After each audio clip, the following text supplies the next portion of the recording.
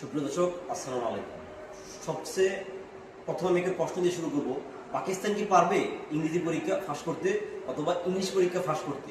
কারণ পাকিস্তানের জন্য ইংলিশ অথবা ইংল্যান্ড দল একটি বড় বাধা। কারণ এই পর্যন্ত ক্রিকেট টি-20 ক্রিকেটে যা রেকর্ডে বলে পাকিস্তান ইংল্যান্ডের সাথে অনেক পিছিয়ে। কারণ আমরা যদি খেয়াল করি, পাকিস্তান এবং ইংল্যান্ড ইতিমধ্যে 31টি ম্যাচ করছে। এর মধ্যে ইংল্যান্ড জয়লাভ করছে 21 এবং পাকিস্তান 9। এবং বিশ্বকাপে 3টি ম্যাচ হচ্ছে দুই দলের মধ্যে এবং 3টিতে ইংল্যান্ড জয়লাভ করেছে। আর সম্প্রতি বিগত 5টি ম্যাচই ইংল্যান্ড পাকিস্তানের কাছে জয়লাভ করছে। সো পাকিস্তানের জন্য এটা একটি ধাঁধার মতো ইংলিশ পরীক্ষা। আর এই ম্যাচটা এজন্য যে গুরুত্বপূর্ণ, দুই দলের জন্যই।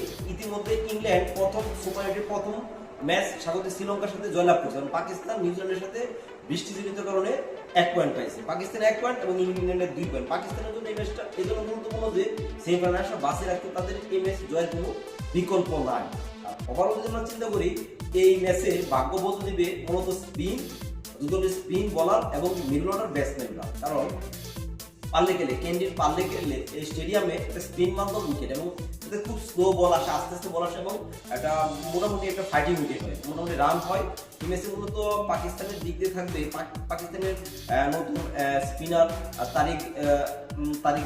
উসমান তারিক, তাদের নিয়মিত অলরাউন্ডার ফাহিম আশরাফ, শাদাব খান, মোহাম্মদ নেওয়াজ, এদের স্পিন এবং ফাহিম আশরাফ ভালো পেস বোলিং অলরাউন্ডার, এরা কাজ করবো।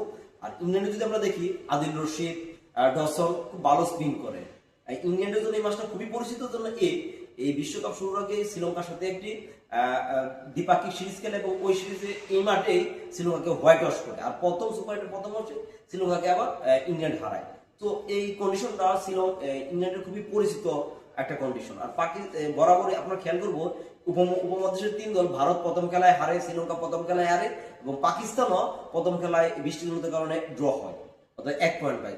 এই মূলত এরা উপমহাদেশের শেষ একটা সুযোগ যেন সেমিফাইনাল নিশ্চিত করে। পাকিস্তান যদি ইংল্যান্ড যদি কি ফাঁস করতে পারে নাকি ফাঁস করতে পারে না, পাকিস্তানের অবশ্য ইতিহাস সৃষ্টি করতে হবে।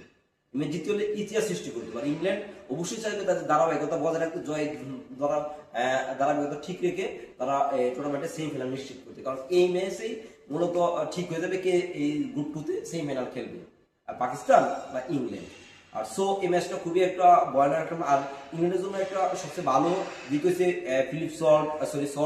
ফিলিপস, এরা কিন্তু গত ম্যাচে কিন্তু রান পাইছে, রানের একটা ধারা আছে। পাকিস্তানের প্রধান ব্যাটসম্যান শাকিব ফারহান বলতে এই এখন পর্যন্ত এই টুর্নামেন্টের সর্বোচ্চ রান সংগ্রহ।